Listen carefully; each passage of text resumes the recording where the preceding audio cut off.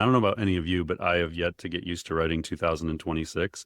So if you happen to glance down at the date on this slide and see 2025, I promise you this is not the same deck from 2025. I am still getting used to the new year. All right, so the basic premise here is for most people, November 2022 was when artificial intelligence became something they needed to know about and care about. Now, AI goes back like 70 years. Many companies, depending on what industry you're in, what company you're with, you were doing forms of artificial intelligence probably through the last couple decades, machine learning in particular, which I'll talk a little bit about. But ChatGPT in November 2022 became sort of like the tip of the iceberg. It was the thing that captured everyone's attention. But the change had been coming. In March 2021, Sam Altman wrote a blog post called Moore's Law for Everything. And he talked about the ability of AI, the ability of these machines to not just make predictions based on data, but to actually think, create, understand, and reason. So he explained that this was all going to become possible as artificial intelligence advanced. And OpenAI at that point was about 5 years old, but most people weren't really paying attention when Sam wrote this. Now, OpenAI, again, wasn't the only ones at that time. Google and others were investing, tens of millions or hundreds of millions of dollars in artificial intelligence, but it was really Sam Altman and OpenAI that were kind of pushing the conversation forward. So quick backdrop, if you don't know who I am, my name is Paul Raitzer. I'm the founder and CEO of SmarterX and Marketing AI Institute, co-host of the Artificial Intelligence Show. I know a lot of people find us through that podcast each week. So we appreciate it if you're a regular listener to that show and are joining us today. But again, so I started learning myself, artificial intelligence. I started researching around 2011, and then we created the AI Institute in 2016. And it's sort of been trying to educate others and help people experience it themselves and figure out how to apply it to their careers and their businesses.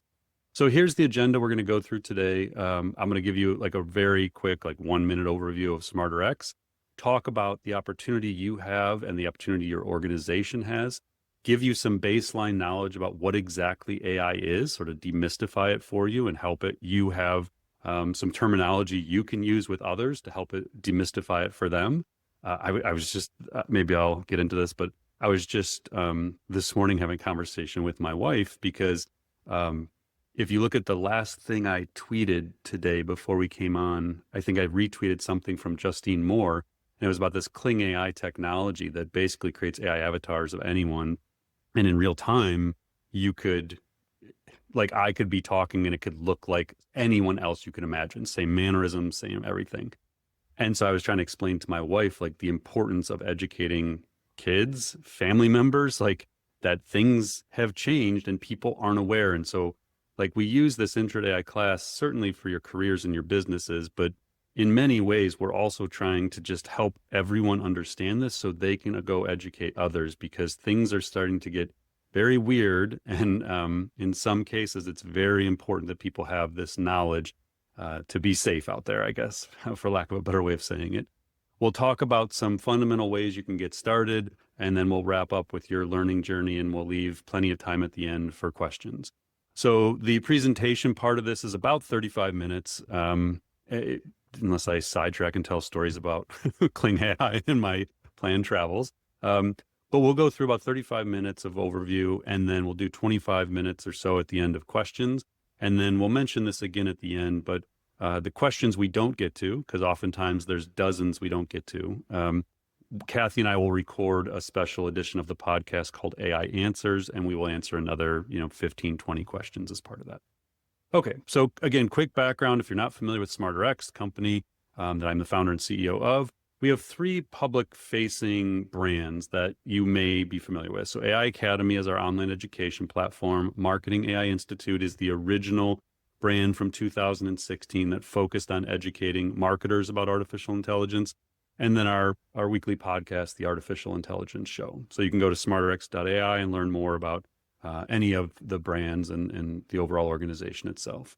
So the company has grown. It was a lean, 8 years or so before ChatGPT came out.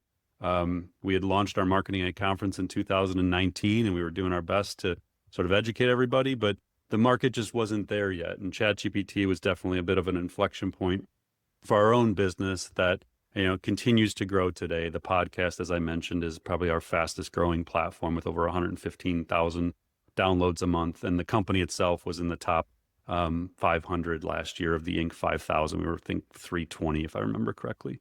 So we think of it, it's predominantly an events and education business. And we see our mission as like educating, inspiring, empowering leaders to reimagine what's possible in essence. So we try through our events and through our online education and through free things like this Intro to AI class that we do each month. This is the 54th of these. I think we've had over 50,000 people go through this class. It's all about trying to empower people. So we don't really get into much consulting work and things like that. We're trying to enable other people to take the lead within their organizations and their industries. So in January of 2024, I sort of shared this North Star of accelerating AI literacy for all. This is kind of the thing that drives us, is how do we help accelerate literacy as a means to drive business and personal transformation. So that's where this class focuses on. We started the class in, I think it was October 2021. So we have been doing this class for more than 4 years every month. And like I said, over 50,000 people have registered for this class over that time. All right, so let's talk about your AI opportunity. The most simplistic way to think about this is everything is just fundamentally changing. People have differing levels of understanding how significant the change is. If you are a regular listener to the podcast, I tried to frame this in episode 189. I think it was 2 weeks, it would have been last week's episode. Just how disruptive things have gotten. I'm going to share a little bit more in next week's episode of the podcast about some of the recent work I've been doing with a app called Lovable, where you can just build apps. And I have zero coding ability. And in the last week, I've built 3 functioning apps for our business. Some are just like minimum viable products. I was just trying to prove out a concept.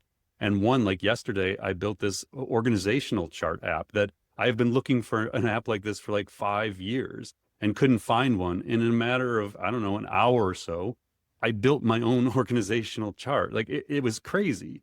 And so there's this, I don't know if like this is the right term, but like these haves and have-nots. There's the people who are aware of the technology and how accessible and impactful it is. And then there's everyone else. And the people who realize this are changing things in a very dramatic way. And a lot of people on the outside have no realization that the world is changing so quickly. And so that's really the premise. And a lot of the work we do is trying to bring more people along in a as approachable way as possible, like make this stuff non-technical as much as we can, make it as simple to understand and apply as possible.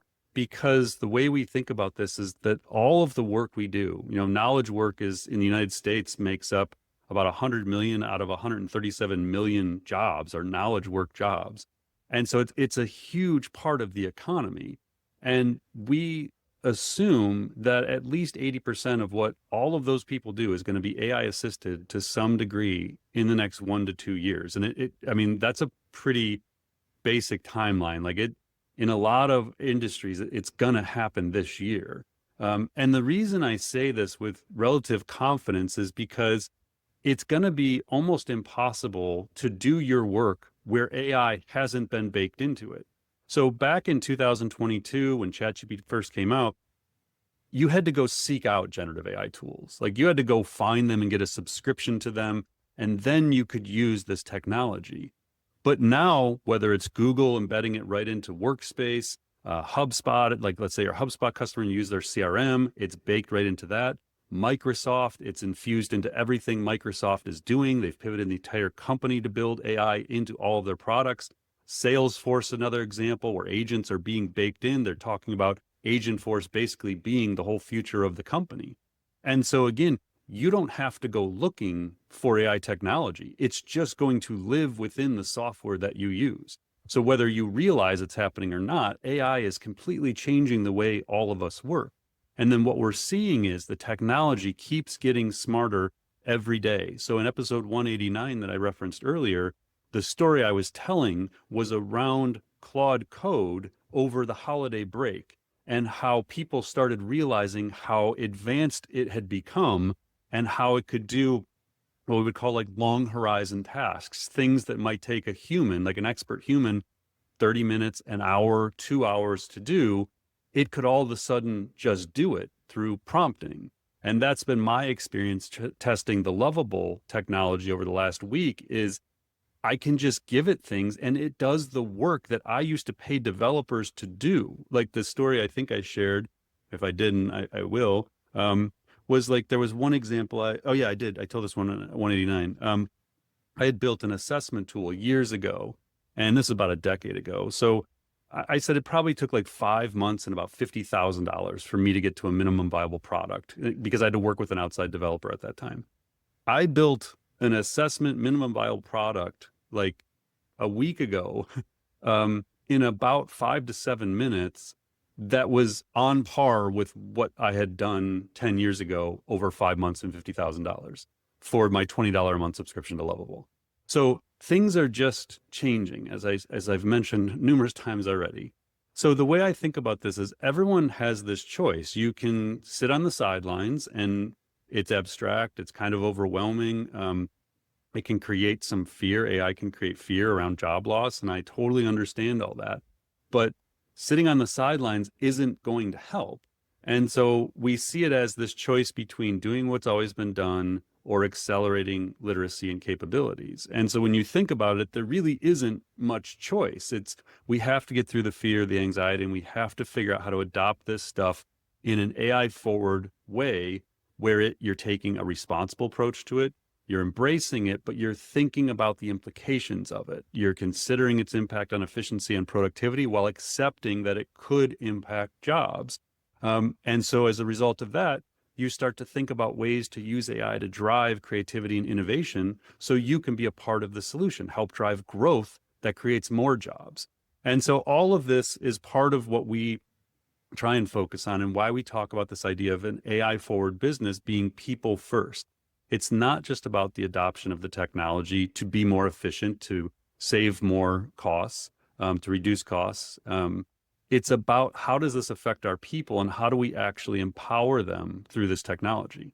And so that's the idea of AI forward being a mindset, but also a career and a business imperative. So what is artificial intelligence? If you've ever heard me give a talk, if you read our Marketing Artificial Intelligence book, if you've taken any of our courses, you have probably heard me reference Demis Hassabis and his definition of artificial intelligence. So now this definition actually goes back to an article I read. It was probably like 2015 or 16. I think it was a Wired magazine article. Oh no, it was Rolling Stone. And he said, AI is the science of making machines smart. And I always love the simplicity of this definition. But I also understand that it can still be a little abstract. It's like, well, what is a machine? Is that a robot? The simplest way to think about this is replace machines with software. So in essence, AI is making all the software we use, whether it's our CRM software, our productivity software, our app building software, whatever it is, that software is developing the ability to think, to create, to understand, to reason, to go back to the original Sam Altman quote we started with. So as I mentioned, AI has been present in industries and in businesses for decades, but that was primarily what we call machine learning. And so again, replace machine with software. So the software would learn as new data became available. So this led to like prediction models, recommendation engines, things like that, e-commerce, where you could predict the next purchase. The subset of AI or of machine learning called deep learning is really what started taking hold around 2011. And that was giving the machines the ability to think and create and understand and reason. And so that led to a lot of what we now see today and experience as generative AI technology. So again, machine learning was all about making predictions about behaviors and outcomes. So this is how your social media feeds, for instance, work.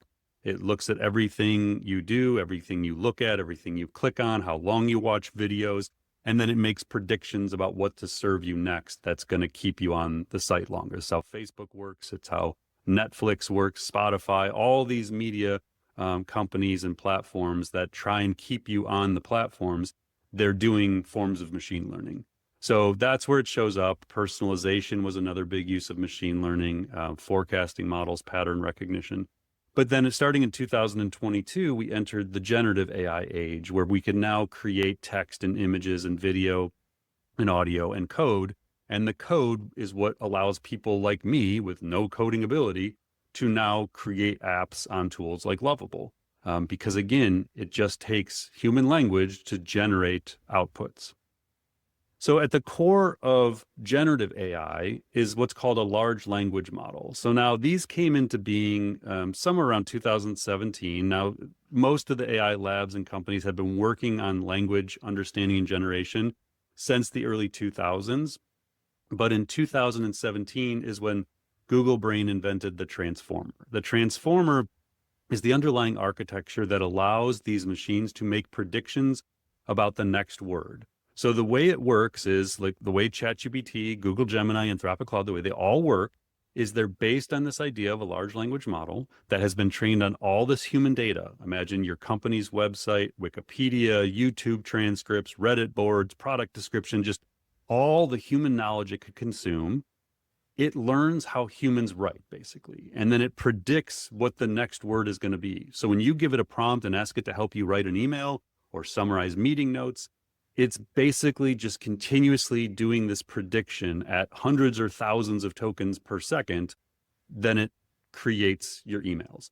So it's kind of weird. The labs themselves aren't exactly sure why it works, but they just know it does. And the more data they give it, the more computing power they provide to it, the bigger they make the models, the smarter the technology seems to get. To the point where now for the last couple of years, we have had tools like ChatGPT and Gemini, Perplexity and others, where we can do drafting of content, we can have it edit the content, we can develop ideas, create outlines, transcribe, translate, summarize. All of these things became possible because of this large language model innovation. And so the way the industry is sort of shaped today is on the left are the companies that are building these language models. And then on the right are the companies that build software on top of those language models. So the major players today would be OpenAI, obviously. xAI is Elon Musk's company. Google, Meta has sort of fallen off. They're trying to get back in. They're spending tens of billions of dollars to try and get back in the game. Anthropic, we talk quite a bit about on the podcast. Those are probably like the major players. Microsoft historically has relied on OpenAI's technology. They're now trying to sort of move away from that reliance and start building their own as well. And then on the right, like I said, are the software companies that don't necessarily build their own models. Writer would be the only one here I'm familiar with that has built its own models as well. The rest of them build software on top of someone else's models. So one of the keys to understand here, though, is that these language models are just the foundation for what comes next. Every lab is working on ways to make these models smarter, more agentic, meaning they can actually perform series of tasks and do planning. They're trying to make them more powerful, more generally capable, so they can increasingly do human work or assist in doing human work, for lack of a better way of explaining it. So if you imagine the model itself, like, I don't know, like we're trying to make, we have a recipe and we're trying to make an end product out of it. The labs know that there's different ingredients to make the end product smarter. And so the bullet points here are a variety of ingredients that could go into the model, things that we could do to make the model smarter. Now, they don't know exactly how much of each ingredient to put in. Like, what is the special sauce, basically, that's going to make this model better than the competing model? And so I've highlighted a few in blue that are very top of mind right now at all the labs. Like they're all pushing on these ones, but the other ones could be equally as important. Like recursive self-improvement is always been known to be extremely important. This is where the model learns on its own and can actually improve itself. But it's been out of reach from a research perspective. It hasn't been possible. But we're seeing progress to where this may actually be happening. So I'll explain a little bit of this. So if you go into Google Gemini today, you can see when you click on tools, it's not just the chatbot that we all started playing around with in 2023. It's not just go and give text in, text out. Now we can say, all right, let's do a deep research project. Let's create videos. Let's create images with Nano Banana is the name of their image generation. Canvas allows you to kind of work more in a collaborative way like you're used to doing with Word or Google Docs. And then guided learning, if you haven't used this and you have kids, I highly recommend using it to help them with your homework. In particular, I was never the best at math, and my daughter takes very advanced math that I don't understand. And so when she asks me for help, I use guided learning so I can help her because I have no idea how to do the math that she's doing. So these are tools, though, that are built into these models. And so the models aren't just text anymore. It's not just language, but that language model is still the basis for all these other capabilities.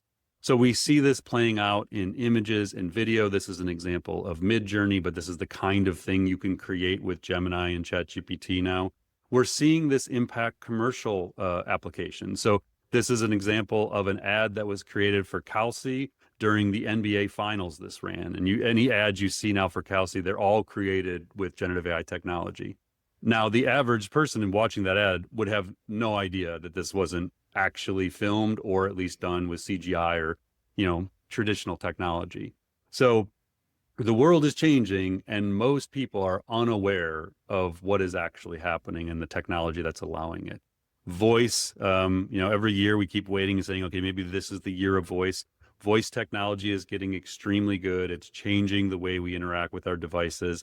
And certainly there's at least a possibility that the future generation just becomes predominantly voice. Like the way they communicate with their devices is largely through voice. So that the idea that you would type something out might be really weird to them. So you're starting to see that. One of the other big things that happened in 2025 was the ability for these models to have computer vision and understanding of the world around them. This is how like Meta's Ray-Ban glasses work. This is how Google glasses will work. They'll be coming out with new versions of that. Apple is rumored to be working on new glasses that'll come out probably in 2027. You can do exactly what we're seeing here on your phone in Gemini. You can just go to live video. You can do it in ChatGPT, and the camera sees, and then the model understands, and you can talk to it, and it sees what you're seeing. If you haven't done it, it's incredible technology. Just sort of like came out and people moved on with their lives and didn't really realize how significant it was, but it lives right there in the app you already have access to. So here's how OpenAI thinks about the stages of AI. Now, my guess is they have evolved this slightly, but they have not disclosed that if they have. This was leaked through Bloomberg last year, and then they eventually confirmed that this was indeed their internal stages of AI. So level one was what we got in late 2022. That was chatbots, text in, text out. In September 2024, the world interacted with a reasoning model for the first time. That was the O1 model from OpenAI. A reasoning model allows the model to go through a chain of thought. It allows it to think. And so if you go into Google Gemini today, it says they call theirs a thinking model. It'll tell you the process it's going through. I'm going to go do this now. I'm going to do that now. And so I'll show you an example of that in a moment. And then the next level is agents. We are very firmly in the midst of the year of agents where they start becoming very real. Last year was probably still pretty early and they were probably a little bit more overhyped than reality. That doesn't mean they weren't starting to change things. It just meant that the marketing messaging was a little bit ahead of the actual capabilities of the models and the agents. So an agent, because this can create a lot of confusion, what exactly it is. All the labs have their own definitions of agents.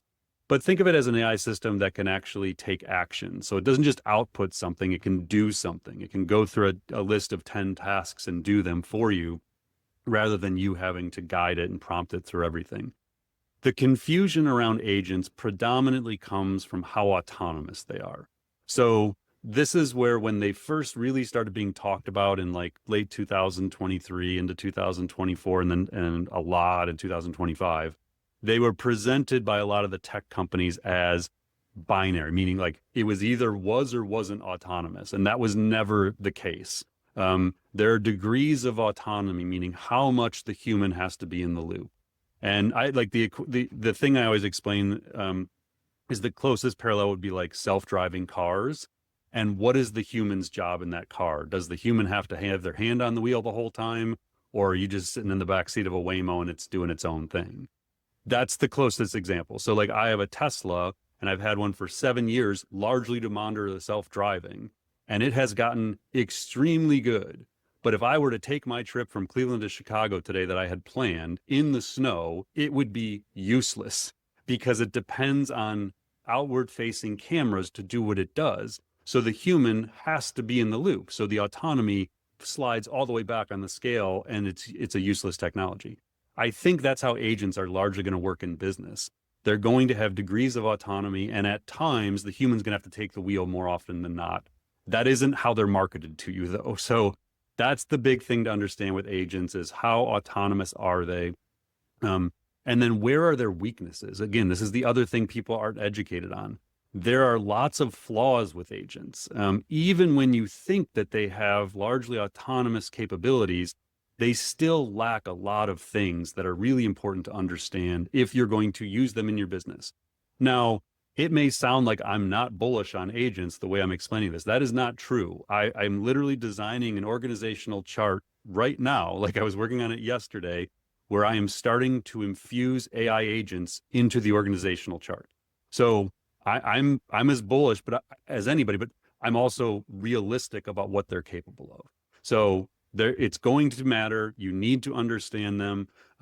It's going to become more real to a lot of people this year, but we have to be realistic about what they actually are and what they're capable of doing. So one of the best examples I can give you on reasoning and agents mixed together is deep research. So if you haven't done a deep research project, this is what it looks like. You go in, you give it a prompt. I want to do research on this topic. It puts together an action plan. So again, these are actions the agent is going to go do. It's then going to perform those 10 things. So you can see the show thinking, that's the reasoning process. So now what we're seeing is what the agent is thinking and doing. It's going to now go visit these websites, then it's going to summarize this thing. And at the end, after about 10 minutes, I have a 34-page report on the impact of reasoning in the future of marketing. That's an example of an agentic process that is using reasoning to create an output that a human would then have to go through and verify before you would ever publish this. So like we didn't publish this report because I never went through and verified all of the citations to make sure it was legitimate. This is something at SmarterX we are actively doing, is we are trying to figure out how to scale up the use of deep research technology in addition to human verification processes. So we're building a research team that specifically leverages this kind of technology, but with deep human engagement all along the process. And we're trying to figure out kind of what that looks like in the future. Okay, how do you get started? I'm going to try and move a little quicker. I'm telling a lot of stories here that I usually don't tell. All right, so 2 primary ways to get started: problem-based model and use case model. So in the problem-based model, you have a known pain point or challenge. I like to think of this as sort of like the director level and above model. This is the one where you have goals within the organization, you have workflows you're trying to solve, you have challenges that are you're not able to meet or achieve. And so you're trying to figure out, how do we solve this in a more intelligent way? So in any problem-based model, you want to have a problem statement and you want to have a value statement. What is it worth to solve this? The reason the value statement is so critical is because if you sit down and brainstorm all the problems you're having in your organization across all these different areas, and it doesn't matter if you're in marketing, sales, management, customer service, whatever it is, you will come up with a list easily of 5 to 10 things that are causing you to lose sleep at night. So when you put a value statement with them, you can then figure out which ones are actually worth your time to solve. So to make this kind of more efficient for people, I built something called Problems GPT that will actually walk you through this process. It'll help you define the problem statements, and then it'll actually develop strategic briefs to help you figure out how AI can work with you to solve those problems. So this is a free GPT. It is built on top of ChatGPT, so it uses ChatGPT technology if you're not familiar with how GPTs work, but you can go there and experiment with Problems GPT yourself. The use case model is for everybody. So this is like a professional practitioner level. You're trying to find quick win pilot projects. Now, I think of this as like an ongoing thing. Like we're just always doing this. It's not like you do this once, you find your 3 projects and then you move on. You're always looking at what you or your team does and saying, okay, what do we do that's data-driven, repetitive, making a prediction, or creating something, image, text, video, audio, code. And you're trying to find the sweet spot. So it can be just one of these variables. It doesn't have to be all of them. And so when we think about our jobs, if we break it down into a bundle of tasks, and then you take those tasks and you start to find ways to infuse this. So like as an example, so I was thinking about like performance insights as part of the organizational design. Everybody in our company is in charge of like KPIs and should know how they're performing every day. And they should be having insights into it. If something's not working, they should know that. Well, that stuff just lives in spreadsheets and dashboards, and like no one does stuff with that. So I'm trying to figure out how to infuse AI into everyone's role so that that task of performance management and insights happens every day in an autonomous way, and it's presented to the team every morning so they can now act differently in their day. They can adapt what they're going to do based on that data potentially. That needs AI to make it happen. And so that's a task that I'm starting to really look at. So Jobs GPT is another custom GPT that I created where you can go in and just put a title, you can put a job description, or you can actually have this thing go through and forecast the impact on new jobs, like jobs that could be created. But what this does is it takes those things and it tries to assess at a task level how AI could assist. This can also be used by leaders to try and project out the impact AI might have on different roles. So if you have an FTE today and you look and say, well, AI could do 30% of what that full-time employee does, we should be proactive in thinking about that. I'm not saying you should be replacing that person, but we have to be realistic that the AI is increasingly capable of doing tasks that make up people's jobs. The other way to think about this is at a campaign or workflow level, where if you break those into a series of tasks, then you can start to find ways to use AI. So our podcast is obviously a big part of what we do to grow our audience at SmarterX. And every week there's dozens of tasks that are performed to do that across a team of, there's me and Mike and Claire and Kathy largely. So we have like 4 people that work on the podcast. And so we try and find ways in the planning and production aspect to infuse AI where we can. Obviously, the podcast itself is the human part. It's me and Mike showing up for an hour and a half each week and having the conversation. But anywhere else that we can use the AI, we think about that all the time, and we're constantly trying to improve upon that. And so, again, another free custom GPT you can use, Campaigns GPT, same deal. It just basically helps you try and figure out campaigns related to what it is you do, and then it recommends ways you could be infusing AI to help you with that. So moving forward, the question becomes, what is the human going to do and what is the machine going to do? When we think about work, and if we think about it again at that like task or tactical level, where is the AI gonna help? And so if I think about my own job as a CEO and like what are the things where I would love it if AI could get me to like level 3? Like it's not a task I really enjoy doing. It's not something that needs to be authentic because it's not a public facing thing. It's like an internal strategy I'm building. Like if AI can get me 90% of the way there, let's go. Like I want to do that. I want to start making decisions and I want to start taking actions. I don't want to spend all my time doing the discovery work necessarily if I don't see value in that. Then there's other things like my LinkedIn post, my editorial and my newsletter each week, this webinar, like that's all me. Like I have no use of AI in that. I want to do the writing. I want to do the thinking. So that's a level 0 to me. Even if the AI can do the work, I don't want it to. And so that's the interesting thing is like we get that choice. We get to decide, even when the AI is capable of it, do we actually want to use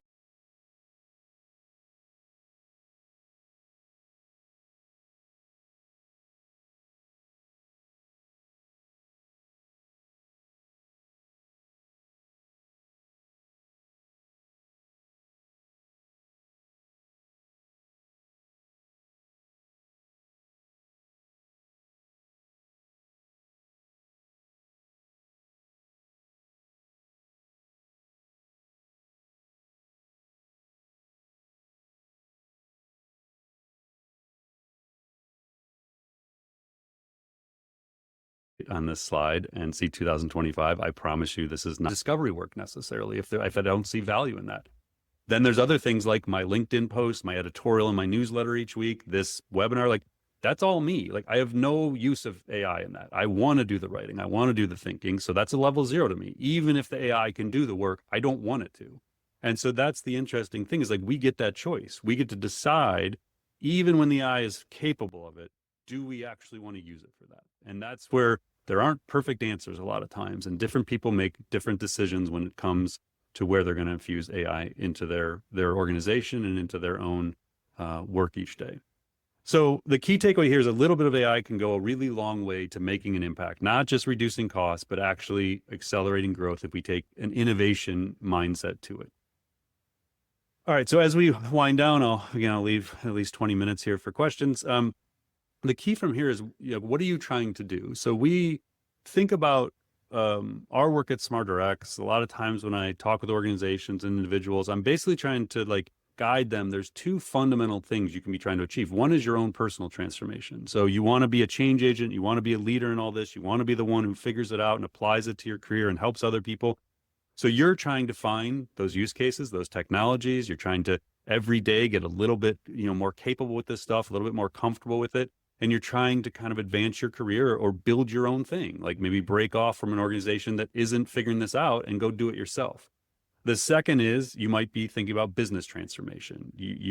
Maybe your organization is doing some piloting of this. They're seeing some early success, but it's still not scaled across the company. And a lot of departments are lagging behind. There's 30% of the staff who want nothing to do with this. This is the hard part. The change management that goes into this is very, very hard. We talk to lots of companies. I have personally advised a number of companies that you would assume, based on who they are and the industries they're in, are the ones that have this all figured out. And I can promise you, I have yet to meet one that does. Everyone is trying to figure this out, even the people you think already have. So we are all going through some form of business transformation. We are all trying to figure out what change management looks like in this. And the only thing I can tell people is this is the fundamental path to do it. You have to have comprehension, not just you individually, your team across the organization. You have to have a deeper understanding of what it is and what it's capable of. You have to test it yourself all the time in your work, in your personal life. You have to be experimenting with it. You have to give yourself the space to figure out these things. And the only way to do it, I've heard about Lovable for 6 months. I had never truly understood the significance of what it was doing, and tools like Replit, Lovable, others, until a week ago when I actually sat down and built something myself. And now I have a totally different perspective on where we are with agents and where this all goes. That's the competency part. That's doing the work of actually experimenting. And then you can develop mastery, which is this, it's more aspirational in my opinion, but it's this idea of a high level of proficiency to where you could help other people. That's kind of the simplest definition I have of it is I think I'm there when I can help other people, some degree of mastery. I can pull other people along. So when we think about our role at SmarterX and how do we accelerate this literacy and transformation, this is the thing we know. Every year we ask this question. Last year we had over 1,800 people answer this about the barriers to adoption, and education and training is always number one. Lack of awareness and understanding is number two, and that actually drives the lack of education, because if leaders aren't aware and fully understanding, they're not going to prioritize education. When we ask specifically, do you have internal AI-focused education or training, only 32% say yes. So that is what we focus on. In addition to our events and our research and our podcast, a big, an enormous part of the future of our company is trying to accelerate literacy through online education. So that's where this intro class, our free scaling class that we do, we have all kinds of things where we try and help people along. And so AI Academy by SmarterX is sort of the cornerstone of that effort. We launched a new learning management platform in November. So we've been doing online education for about, 6 years now. But we have a whole new vision and roadmap for how to help people go along their personal and business transformation journeys. And so that's what you can find at AI Academy by SmarterX. So we have thousands of members already. There's individual mastery memberships that you can do. There's 9 certifications. I think we just launched the 10th actually. So there's 10 course certifications already, professional certificates. We release a new Gen AI app review every week. So there's new content all the time. And then we do monthly live sessions that are exclusive to Mastery members. And then new at the end of last year, our business plans, where if you're buying 5 or more licenses, there's deep discounts and all kinds of other benefits. But you can inquire about business plans right now. So just go to academy.smarterx.ai and you can learn all about what we're doing.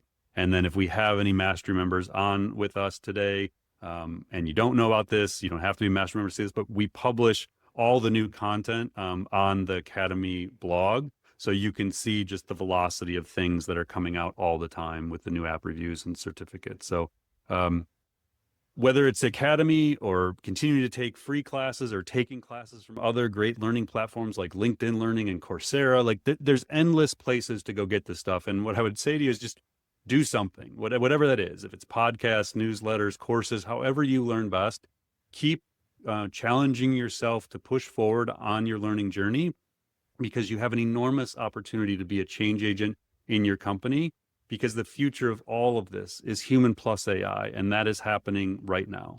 So as I welcome Kathy back, I'll give you two final things. These are both free learning opportunities.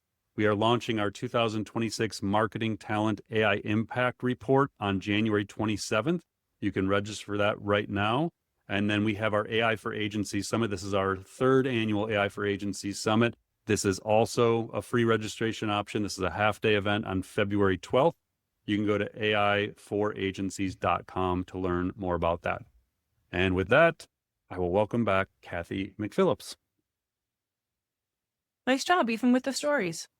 Yeah, I was like, whoa, I'm telling too many stories. No, we've got some really good questions, so I'm just going to jump right in. Okay, this is funny. Not funny, also / not funny. Frank is asking, if the 5 big labs creating this technology, how is it possible they don't really know how it works?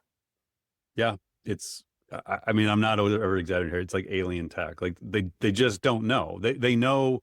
This might be like a bit of a lofty analogy. It's kind of like gravity. We know it's there. We know what it does. We don't know why it does it. It's something like that. Like they just know that the more they give it, the smarter it seems to get. The more NVIDIA chips they use to train it, it just learns. So they have basic concepts of it, like they know the levers to pull and things like that, but why it learns and whether it's aware of its own learning, like we don't know. And there are the most advanced leaders in this industry do not agree on these things. Like Jeff Hinton, who started the whole deep learning movement in 2011, thinks they're conscious to a degree already. Other leaders think that's crazy. And this isn't me like observing and researching and commenting on this. This is the people in these labs building them that aren't in agreement about what exactly it is that they have built and what it truly is capable of. So it's just a weird technology that we truly don't fully understand how it does what it does or why it does what it does. Yep. And I know that's unnerving, but it's just the reality of where we are. Reality. Yeah. Okay. Our friend Gwen is asking, is there a reason Grok isn't on the Dimensions of AI progress list? So the dimensions of AI progress are more specific things that all the labs are using. So it might not be the right slide we're referencing there, but Grok would be a lab that would also be using that. But Grok is xAI's platform. So xAI was on my company's building models list. Grok is the model that they're building. It's like the ChatGPT or Claude, basically. So, yeah, and it's also not widely used as a business tool. So it often doesn't get as much attention on our stuff as others. Okay. That's a good question. In the context of emerging technologies and technological displacement, what are future insights that can be shared as it relates to new jobs created by AI that will impact all industries, especially marketing? Yeah, this is the $1 trillion question, is like, what happens next? What are those new jobs? I mean, we're starting to see some, like AI ops is one of the early ones. Even in 2023, we started seeing it. And basically ops meaning someone who understands AI enough to look at current workflows and technology stacks and say, hey, AI could do this smarter, and we should like infuse AI in these stages. So that was a really logical early thing.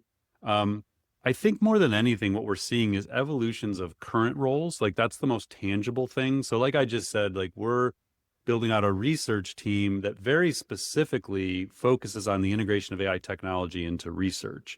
Now we could call them AI content researchers or what, I don't know, like I don't want to call them an AI researcher because that implies they're building the tech, but we could call them an AI whatever. In reality, it's an evolution of researchers. And so I think more than anything, we're seeing people who were doing a thing like PJ Ace is an example, the guy who created the Calci ad that I showed, who spoke at MACON this year. He calls himself an AI filmmaker. Well, he was a filmmaker before AI. It's just like he uses AI to do filmmaking. So I think most of what we'll see in the next year or two is largely AI being added to an existing role or profession, and sometimes distinguishing the fact that the person has deep AI knowledge and capabilities by adding AI to the title. Now, down the road, like I could see within our research firm, for example, hiring AI verification experts. Those are people who specifically take deep research outputs and verify things.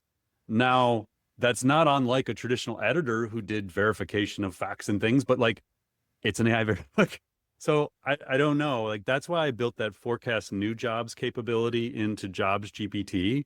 I was trying to actually look out ahead, and I would encourage you to go play with that. It's pretty cool. Like put any job in there, say a writer, an SEO expert, a sales executive, and look at the forecast new jobs. It comes up with really clever things that do widen your mind about what might happen and what might be possible. And that doesn't necessarily mean getting a new person, and it means reskilling, upskilling, adding some new job, you know, in most cases, responsibilities to your existing staff. Yeah, that's my theory at the moment would be that is largely what's going to happen. I mean, we've seen this, like we saw someone at a company we did some work with who was like 13 years or whatever as a project manager, who became like the AI ops person because they knew the company deeply. They knew the tech stack, they knew procurement processes. And so like to that organization, that person's background became a perfect fit for this new thing that was needed. We're seeing that with chief AI officers. They're not necessarily technical people. They're not necessarily coming out of IT. It's someone who has strong business acumen, like understands business problems deeply, understands markets and products and customers, and understands AI enough to know when they see something that needs a smarter approach, a better workflow, things like that.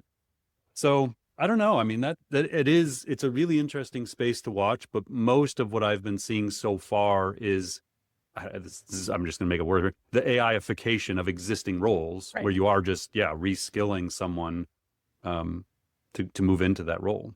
And to your point about the person who was the AI ops person at an enterprise, they were showing genuine interest and curiosity in learning about AI and being that person in the organization. And that, and I know you, Kathy, I mean, you talk to a lot of people as well. Oftentimes what I'm hearing is it is those early movers who just took an interest in it, raised their hand to start an AI council, have no technical background a lot of times, and they just created AI roles for themselves because all these companies need AI savvy people and don't have them. Like AI savvy business people don't have them. So when they like all of a sudden like, oh, this person has 5 certificates from AI Academy, like they actually know their stuff. They helped create the AI council. Like, let's put them in a new position. Or that person comes and says, hey, I've been studying AI for the last year. Here's what I think we could do as a company. I'd like to move into a role to do that. Like we're seeing a lot of roles being created from the bottom up where someone just took the initiative and raised their hand and said, I'd love to have a greater role in this. And they're like, go for it. We don't know what we're doing. Yep, absolutely. Okay. How do you decide not to use AI in a process? For me right now, it is in like instinct and feel. That's not a great answer to scale, obviously. Even within our own organization, I think it's very organic and cultural right now for us. I think it comes in many ways from that kind of top down of how I talk about it. So I think that I need to have a better answer to that, how you like codify that within an organization and teach it. But for me, there's like this litmus test of, does it need to be authentic? Does it need to be like, am I trying to build trust by doing the thing? Do I want that to be my personal point of view and opinion on something? And so I kind of filter it in that way. It's like authenticity really matters here. So it needs to be me. And I can only use AI to assist in these ways. It cannot do the actual hard work. Another one is when I need to go through the process of thinking, like I can help it. You know, I think I told the story on episode 190 of, was it the channel program? I think I maybe shared about how we were building that. And that was a totally collaborative process between me and the AI. I will make all the final decisions. I will approve anything that goes out. We will work together as a team, go through the whole thing.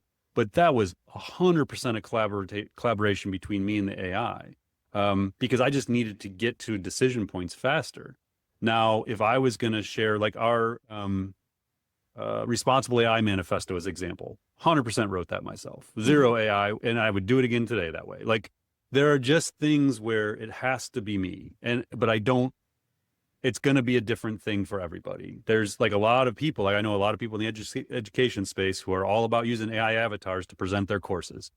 The day that happens, I will retire. Like for me, like I'm done. Like if I ever got to the point where I put an AI avatar out instead of myself, it's over. That doesn't mean it's wrong for other people. That just means that it loses the authenticity of the intention of the output. And I think one of the important things that I would like just to reiterate that you said is that the times you don't use it is when you really, really want to think, when you need to know that topic backwards and forwards before you even start to do it. You don't use that as like, teach me. You're like, I'm going to go do all the hard work, and then I'm going to come over to the AI and see how it can enhance what I'm doing, augment my work. Yeah. And I might tell a story on the podcast next week, but it's changed. Like I'm trying to figure this out as just like everybody else is, but I'll talk about this idea of like AI overload. And like we have all these conversations, we do all this planning with the AI. And in some cases, like because I didn't write the thing myself, I didn't print out and read the way I used to read it. And like I'm not going through the same process. I'm finding like things don't stick as much in my brain now. Like forget I did the thing before, or like created the strategy already, or thought about the problem already, because it was just somewhere in a thread in ChatGPT at a random time. So I'm myself kind of grappling with this, like, wow, even sometimes when I use them for efficiency, it ends up not being that efficient because I got to go back and redo the work. So I don't know. I mean, I think we're all kind of figuring this out together, and that's part of what we try and do with the community and with these classes. Like, let's just have these open, honest conversations, because I don't have all the answers. That's for sure. Like I'm just like everybody else trying to kind of each day figure out how work is changing. Yeah. And when you talk about the community, that when you were talking about jobs, what are job titles? What are new job responsibilities? Our community is so open and honest and sharing all these things within our community on a daily basis. So, we share everything that we know when you're doing these classes and things like that, but there's a much broader 10,000, 11,000 person community we have in Slack that is having a lot of these same conversations. Yeah, for sure. Okay. What is responsible AI, and why is it important to keep in mind when using these emerging technologies? So how people would define responsible AI is going to differ based on their belief systems, their morals, their company values. Like there's no one right answer. I referenced the Responsible AI Manifesto that I published in January 2023, and that was a set of beliefs for our organization. It was 12. I put that out under Creative Commons because I thought it was a reasonable starting point for other people. And if it could help accelerate responsible AI adoption, then I'll, have at it, take it, edit it, do whatever you want with it. So, I mean, for us, I would say the simplest way to think about it is it means taking a human-centered approach, and how is the action we're going to take, the decision we're going to make, the thing we're going to do with AI benefit people. And if at the end of the day, if it's not benefiting people in our view for what we're trying to do, it's the wrong thing. And so a tangible example of that would be, let's go get this AI tool, so we can lay off 20% of our staff. That would not be a human-centered approach to AI, in my opinion. Let's go get this thing so we can empower our people to increase output 20% while working the same or less, is a human-centered approach. How do we amplify their capabilities? How do we give time back so they can work on the things they really enjoy? How do we get rid of the mundane things they don't like doing, and like get them working on the fulfilling things that keep them inspired and make them want to stay here for another 10 years? It might sound like unrealistic in some cases, and I get it if you work for like a PE owned company or a VC funded company or a publicly traded company under tremendous quarterly financial pressures. Like that's not the reality for you, and I understand that, but that's not most companies. And I think a lot of companies will make really good choices to use AI in a very positive way for their people and their customers and their communities and things like that. So that's what we're going to do. Like, and I Mm. hope try and set like an example of what's possible and like take an optimistic view on this versus the doomsday view that like we're all just out of work in 5 years. Doesn't have to be Right. that way. Yep. Okay. What are the latest AI regulations we need to consider when using AI for work, content, or image creation for our clients? I mean, at the highest level, talk to your IP attorneys. So we're going to focus on the creative outputs and the things we need to consider. To stay on the responsible AI front for a second, I guess, you have to make the moral decision of, they stole all kinds of copyrighted material to build these models. That is undisputable. Like they stole the stuff. Every one of them did it. Anthropic is paying out massive penalties right now, like at $1.5 billion for pirating copyrighted books to train Claude. So there's legal precedent saying they did this stuff. Every other company did it. They've all, taken YouTube transcripts they weren't supposed to take. They've taken everything. So you got a choice. Like you can morally object to that and choose not to use the technology, or we can all kind of accept that, all right, well, that's kind of where we're at in society. That's how the models were trained. Then moving forward, you have to decide, like, are we comfortable putting out images or using video technology, knowing it was trained on this copyrighted material? Copyright law may change, and it may eventually say that that was okay that they did that. So that's one part of it. The other part is, do you own the copyright to whatever you create? The short answer is probably not, but those laws are evolving, and depending on the country you're in, it changes. Like Japan, for example, has much less restriction on IP technology in relation to AI outputs and training. The United States is moving very heavily in favor of the AI labs, and which isn't great for copyright holders and creators. It's basically, in the US, you can kind of assume, unless there's a massive shift in public policy and the administration itself, that the creators are lower on the rung than the people building the models, and by a lot. So those rights are going to keep going away. But I would say the main thing is make sure with your IP attorneys, if you want to own a copyright to the thing you're going to create, like a logo, for example, that you're doing it the right way and you're going to be able to do that, or you're going to be able to maintain a copyright on a course you're going to create or a book you're going to write, things like that. Because if you use AI to write the book and you just edited it, you do not own that copyright in the US. Because when you submit something for a copyright, you have to disclose whether or not you used AI. And if you have a good IP attorney, they're going to force you to be honest and tell them where you used AI. And you're going to have to disclose all of that. And you likely will not get the copyright you think you're going to get. Yeah. So or the trademark or whatever it is. Yep. In the AI for Agency Summit, we're having Samantha Jordan from Torric Law, who's going to be talking about a lot of these things, specifically work for hire agreements and all of that. So that would be a great session to attend if you can make it that day. Yep. And I'll include that link to the summit in the email we're sending out after this. Okay, I think this might be our last question. Okay. I'm a higher ed librarian. Faculty fear AI tutoring lacks quality, but our human tutoring platform has wait times that cause students to drop off and lacks many subjects we teach, and et cetera, et cetera. A lot of the roadblocks that we've seen.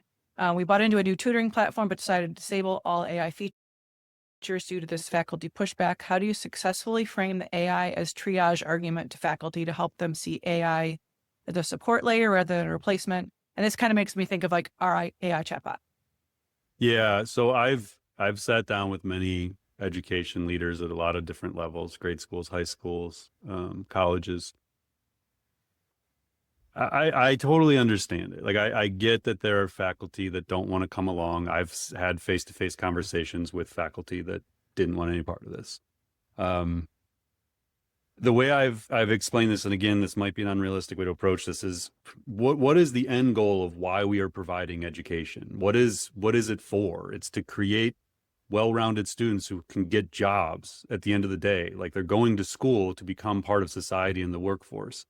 If you are not taking advantage of every technology that enables them to learn in a more personalized way, to accelerate their capabilities, their critical thinking, things like that, then we aren't doing our job. And so, I mean, I literally at one point told a leader who didn't want to do this, I said, read the mission of your school to me right now. Like, you have a moral obligation. You have a commitment to the parents paying the tuitions to do everything in your power based on the mission of this school. You have to invest in the AI technology. You have to train the teachers. And if they won't come along, you need different teachers. Like, I hate saying that. Like, I don't want to do that, but like, that is just the reality. That is the job we have all signed up for, is to prepare them for the future. And if we are not doing everything in our power to do that, we're not doing our jobs as educators and leaders. Agreed. All right. That is the top of the hour. We've got 24 questions left. Great. So we're going to have a Plenty really, for AI really Answers great, episode, huh? really great podcast episode coming up. So thank you so much, everyone. I was trying to drop in as many links in the chat as we were going through this, but I will put all of those on the landing pages and the email that you'll be receiving. So as always, thank you, Paul. Thank and we'll you, see everyone next time.